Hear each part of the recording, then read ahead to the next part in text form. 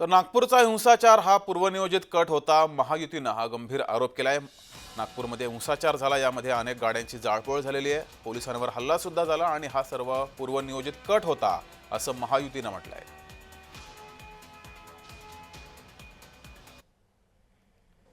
तीन डीसीपी लेवलचे लोक या ठिकाणी जखमी झालेले आहेत आणि जसं मी सांगितलं की यातल्या एका डीसीपीवर तर थेट कुऱ्हाडीने वार हा त्या ठिकाणी करण्यात आलेला आहे। त्यामुळे निश्चितपणे याच्यामध्ये काही ना काही एक प्रकारे काही लोकांचा सुनियोजित पॅटर्न हा देखील त्या ठिकाणी दिसतो आहे।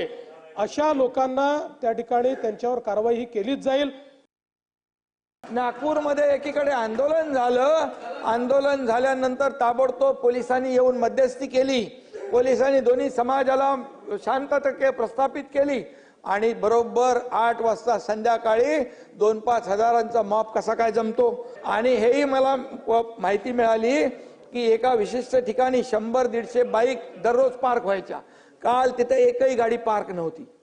याचा अर्थ काय की जाणीवपूर्वक नियोजनपूर्वक ही साजिश होती काही विशिष्ट समुदायाला टार्गेट करण्याची। देवेंद्र जी है, मुझे आज विश्वास है और देवेंद्र जी चौकसी कर तुरंत कार्रवाई करेंगे ऐसा मुझे विश्वास है।